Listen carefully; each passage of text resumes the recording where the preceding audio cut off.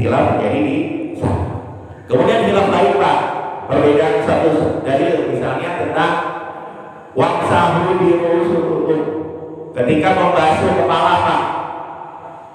Itu ayat Al-Quran dan hadisnya seperti itu, tapi memahaminya berbeda di antara para imam. Imam Ahmad menyatakan bahwa membasuh itu seluruh kepala. Jadi wajibnya Imam Syafi'i, Imam Ahmad itu seluruh kepala itu harus kena Pak. Jadi beliau begini Pak. Nah, terus kemudian karena telinga ini bagian kepala, maka dia setelah kepala, kemudian telinganya. Dan itu sekali dalam mazhab Imam Ahmad. Sedangkan Imam Syafi'i mengatakan di ru'usikum itu adalah sebagian. Berdasarkan hadis bahwa Rasulullah pernah melakukan wudu, ya, dia pakai imamah atau imamah Pak, imamah ya, imamah, udeng-udeng. Nah dia membasuh sininya doang, kemudian udeng-udengnya diusap, udeng-udengnya apa, imamahnya diusap aja. Nah itu makanya Imam Syafi'i cukup dengan gini doang Pak nih, kena teles basah doang nih, udah sah. Kalau lo pakai jari telunjuk sah Pak kalau dalam mazhab Imam Syafi'i. Nah, supaya keluar dari perselisihan, nah Imam Syafi'i itu luar biasa Pak. Maka sunnahnya dalam mazhab Imam Syafi'i adalah mengusap seluruh kepala. Dalam sunnahnya, bukan wajibnya Pak. Sunnahnya mengusap seluruh kepala untuk keluar dari khilaf Pak. Karena ada imam yang mewajibkan, yaitu Imam Ahmad. Itu guru dan murid tuh Pak.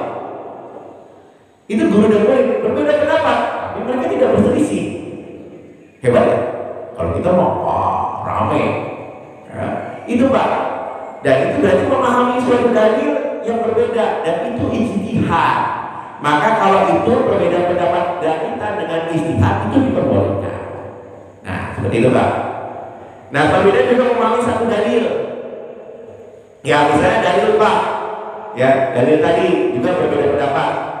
Kemudian pendapat dalam metode tadi, jadi ada dua pendapat Pak. Misalnya contoh bekam, ijamah. Ya Rasulullah menyatakan, ini Rasulullah ya, bahwa orang yang bekam, yang dibekam dan membekam ketika bulan puasa, maka dia batal puasanya. Itu satu hadis. Satu hadis lagi Pak, bahwa Rasulullah SAW melakukan hijamah di bulan Ramadan pada waktu puasa.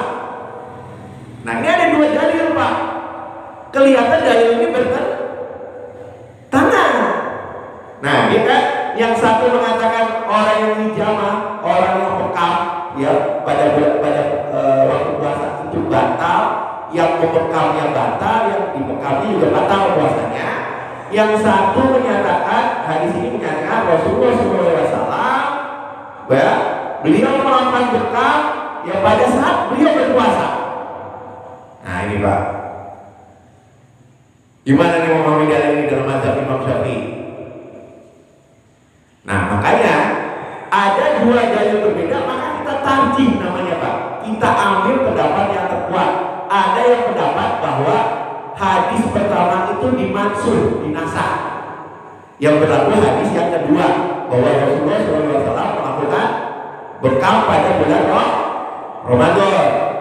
Ya, makanya di dalam mazhab Imam Syafi'i orang yang bekam di bulan Ramadan pada saat berpuasa dihukumi makruh Pak, tidak sampai haram.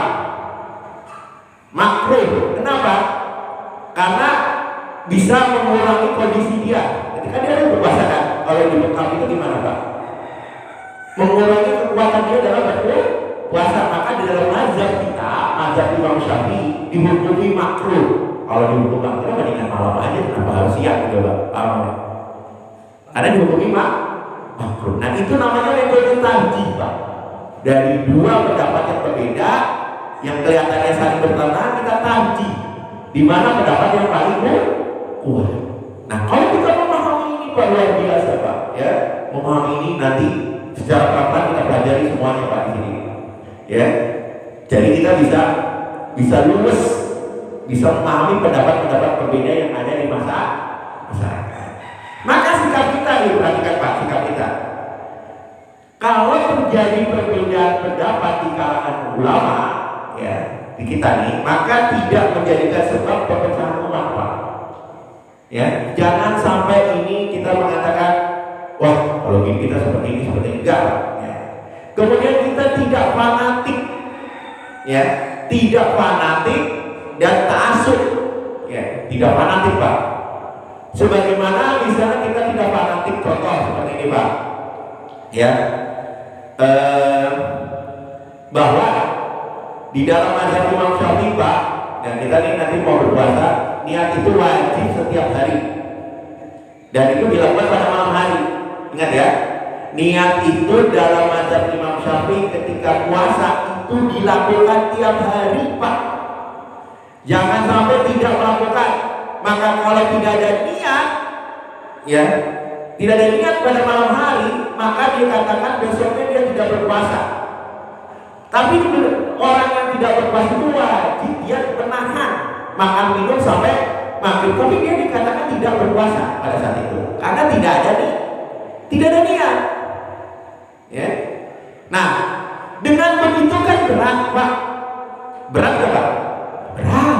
Makanya alhamdulillah, Pak, di sini kita setiap malam 1 Ramadan kita bacakan, ya, niat menurut pendapat Imam Malik.